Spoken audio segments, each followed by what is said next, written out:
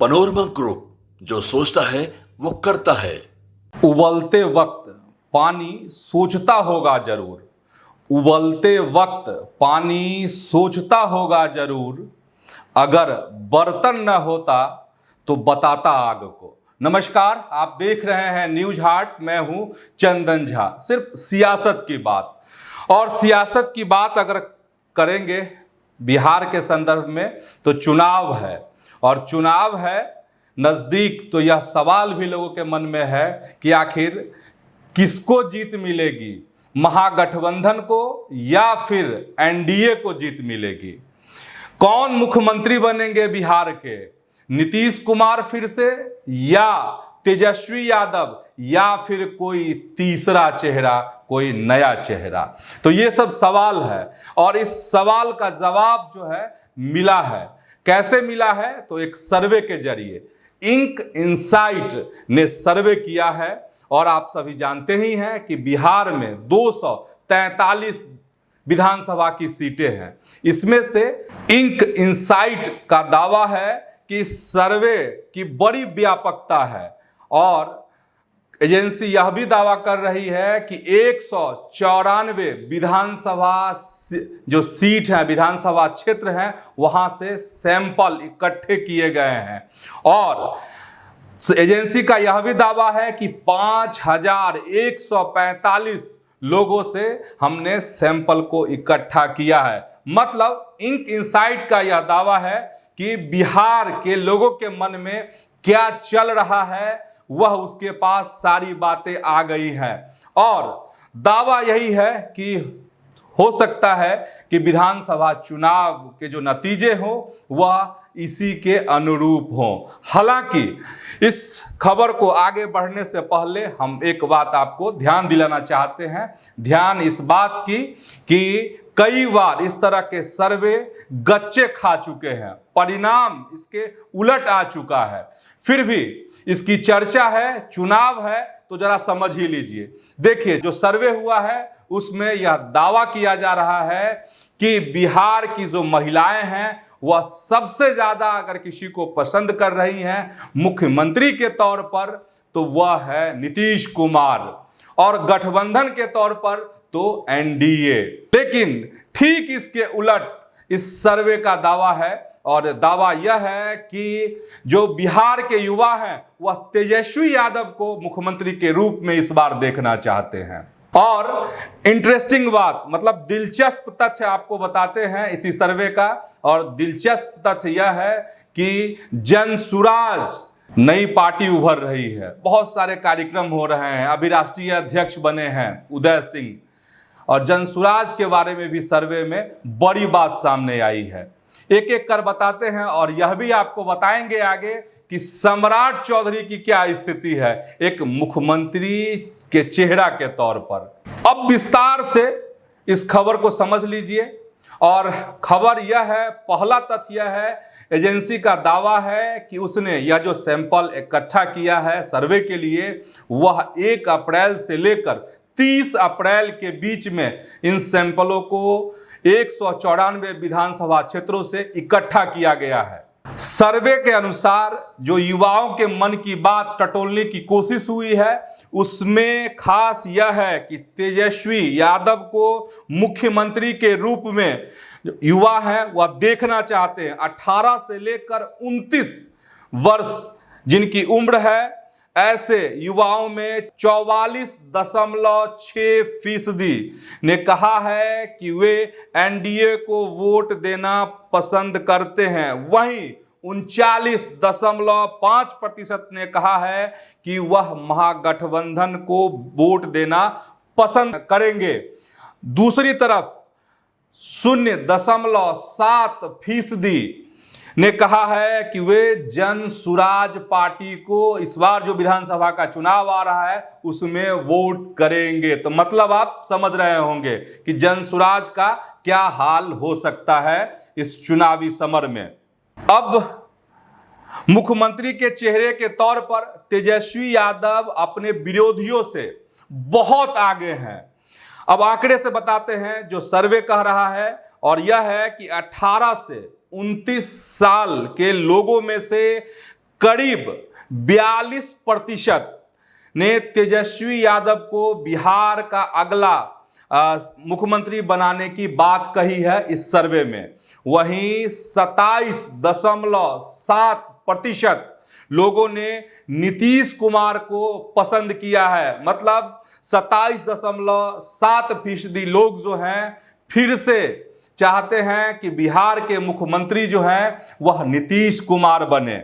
करीब 2% लोगों ने प्रशांत किशोर को पसंद किया है सीएम के तौर पर, जबकि 7% लोगों ने चिराग पासवान को पसंद किया है। वहीं 1.61% लोगों ने सम्राट चौधरी को पसंद किया है कि सम्राट चौधरी को वह मुख्यमंत्री के रूप में, बिहार के सीएम के रूप में देखना चाहते हैं।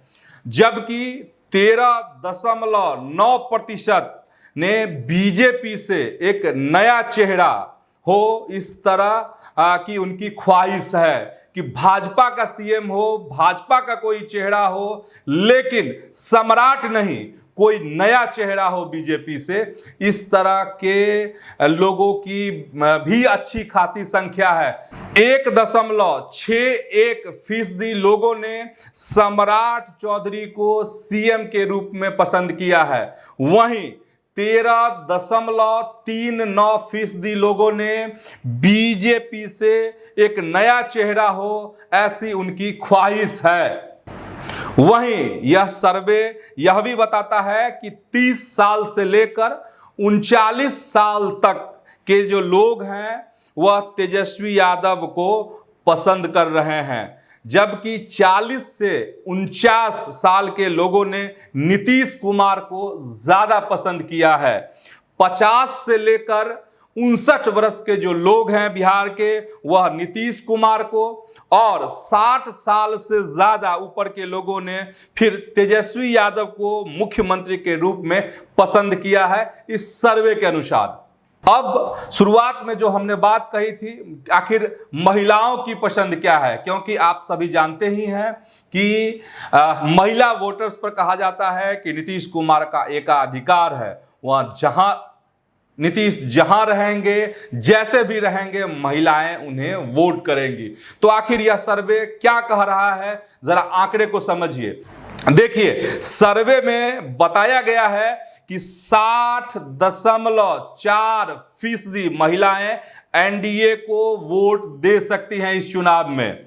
वहीं 28.4% महिलाएं महागठबंधन को वोट कर सकती हैं इस बार के विधानसभा चुनाव में, और करीब 45% महिलाओं ने नीतीश कुमार को मुख्यमंत्री बनाने की बात कही है इस सर्वे में।